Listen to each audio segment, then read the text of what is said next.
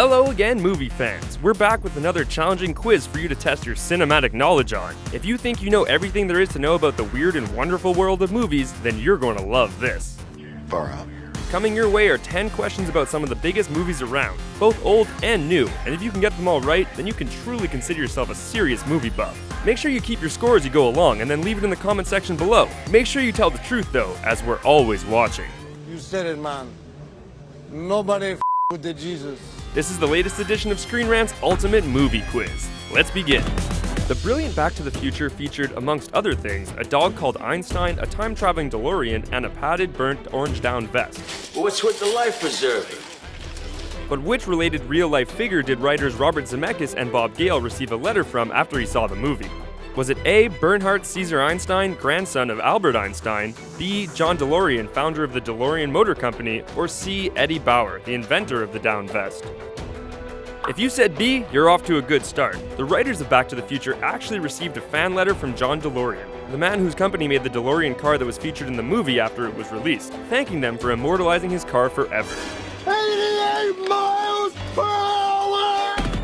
The production of the 1997 epic Titanic involved creating a life-size model of the original ship, using blueprints provided from the original builder. But what happened to this life-size model after the movie was done filming? A. The cast and crew bought it between themselves, B. It was placed in a maritime museum in Asia, or C. It was sold as scrap metal. Unfortunately, C. After filming on the Titanic was wrapped, the remains of the full-size ship were sold off as scrap metal. Yikes. Liam Neeson has made the role of Brian Mills a fairly iconic one in the Taken series of movies, but he wasn't the first choice for the role in the movie. Which veteran actor was originally cast as the former CIA agent? A. Kurt Russell, B. Jeff Bridges, or C. Michael Biehn? Dude! B. Jeff Bridges. The Big Lebowski star Jeff Bridges was first cast as Brian Mills in Taken. The dude minds. This will not stand, you know? This aggression will not stand, man. But after he dropped out of the project, Liam Neeson accepted the part, citing how he wanted to play a more physically demanding role than the ones he was used to playing. He found the role, and he killed the role. Doctor Strange will star the British actor Benedict Cumberbatch in the titular role. He's probably most well known for playing Sherlock Holmes in the BBC series Sherlock. But do you know how many other Holmes actors have appeared in the live-action adaptations based on Marvel properties? A. Just 3, B. A solid 4, or C. An astounding 5. If you said A, then maybe you're not such a good detective, because the answer is B. 4 actors who have previously played Sherlock Holmes on the screen have gone on to appear in live-action Marvel productions. Christopher Lee, Jeremy Brett, Robert Downey Jr., and Ian McKellen have appeared in Captain America 2: Death Too Soon, an episode of The Incredible Hulk, the Marvel Cinematic Universe, and the X-Men movie franchise respectively. Rogue One, a Star Wars story, represents the second Hollywood collaboration between director Gareth Edwards and composer Alexandre Desplat. But which movie did they work on together first? A. Hiroshima, B. Monsters, or C. Godzilla? The answer is C, Godzilla. It was actually the reboot of Godzilla back in 2014 that was last both directed by Gareth Edwards and composed by Alexandre Desplat. The movie version of J.K. Rowling's Fantastic Beasts and Where to Find Them will use a case from the real world to help emphasize why magic users in the movie are scared to make themselves known to the rest of the world. But do you know which case that will be? A. The Salem Witch Trials, B. The Witches of Belvoir case, or C. The Pappenheimer family case? If you said A, you might be a witch, but you're also right. The most famous case of real-world people being punished for alleged witchcraft, the Salem Witch Trials, will be heavily referred to in Fantastic Beasts and Where to Find Them. They will be cited as the reason why magic users are worried about revealing themselves. In 2008's The Incredible Hulk, William Gert's General Ross relentlessly pursued the titular character. But do you know which other fictional character Hurt based his performance on? A. Captain Ahab, B. Harry Callahan, or C. Sir Guy of Gisborne?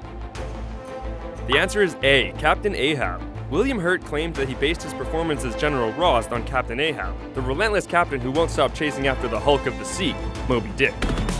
For years after John Carpenter's horror classic Halloween was released, people would tell the director how horrified they were by Michael Myers' horribly disfigured face when the mask came off. But do you know why this was a bit strange? Was it A, that he had his back to the camera the whole time, B, he covered his face before it was even revealed, or C, it was the normal face of actor Tony Moran? Unfortunately for Tony, if you said C, you're right. All those people saw was the ordinary face of actor Tony Moran. It was perfectly normal, except for a small knife wound inflicted by Laurie during their struggle in the closet, which was created using special effects makeup. As for the horrified fans, Carpenter cites the power of suggestion of cinema as the reason for their horror. What a tough day to be Tony Moran.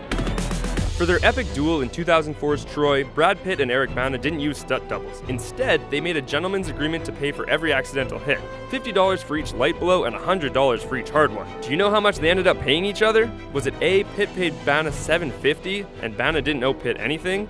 B, Pitt paid Bana $50 and Bana paid Pitt $900? Or C, they each paid each other $150? Unfortunately for Brad Pitt's wallet, the answer is A. Brad Pitt was obviously the most careless of the two stars, as he ended up paying Eric Bana $750 for the fight, while Bana didn't owe Pitt anything. At this point, it's a fairly well-known fact that the shark in Steven Spielberg's terrifying classic Jaws was nicknamed Bruce and subsequently referred to as such on set. But who did Spielberg name the shark after? A, his childhood bully, B, his intimidating uncle, or C, his lawyer? As funny as it would be to see a bully shark, it's actually C, Steven Spielberg's lawyer, a man named Bruce Raymer, who holds the distinction of having one of the most iconic movie monsters in history named after him. And that brings us to the end of our quiz. How well did you do? Leave your honest score in the comment section below, and don't forget to subscribe to our channel for more fun quizzes, trailers, and list videos like this one.